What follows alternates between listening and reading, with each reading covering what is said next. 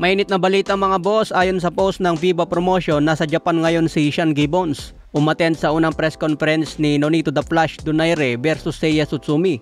Nag-usap na lang sa video call si Seiya Tsutsumi at Nonito The Flash Donaire. Ayan, isang karangalan daw kay Nonito Donaire na labanan ng isang world champion na si Seiya Tsutsumi. Dating WBA champion si Tsutsumi pero ginawang champion in recess dahil hindi siya napalaban noon kay Antonio Vargas. Kaya ginawang full WBA champion si Antonio Vargas noon. Pero ngayon makakabalik na itong si Seiya Tsutsumi.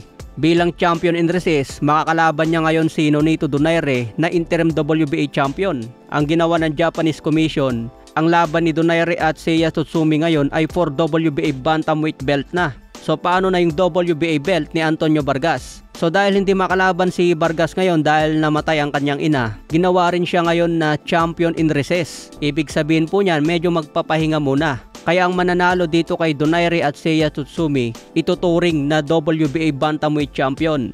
Kaya kapag manalo dito si Donaire, world champion ulit siya mga boss. Isang legit na champion ulit. Itong si Antonio Vargas naman mag-aantay na. Lalabanan niya ngayon kung sino ang manalo kay Nonito The Flash Donaire at Seiya Tsutsumi.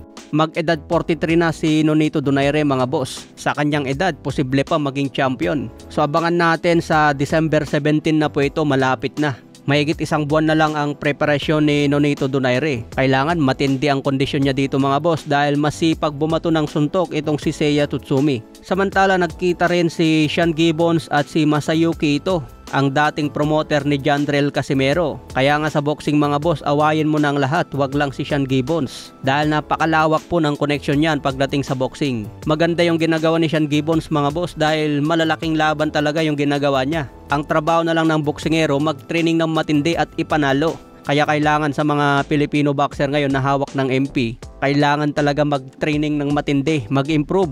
Kasi iba na ang labanan ngayon mga boss, diskarte tol. Pautakan na ang boxing ngayon mga boss, hindi lang basta matira matibay sa ring. Sa iba pang balita, Rolando Romero nakipag-sparring sa isang middleweight champion.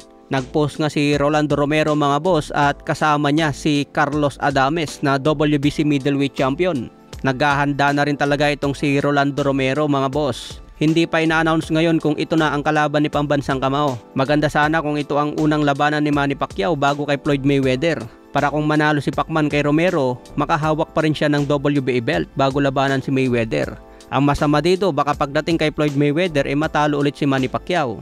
Siguradong si Floyd Mayweather na naman ang bibida kung maagawan niya ng belt si Manny Pacquiao. Maganda pa rin kasi ang kondisyon ni Mayweather mga boss. Kapag nagmi-match nga si Floyd Mayweather, nandun pa rin yung bilis niya eh. Pero hindi na tulad ng dati, syempre, malapit na rin mag-50 si Floyd.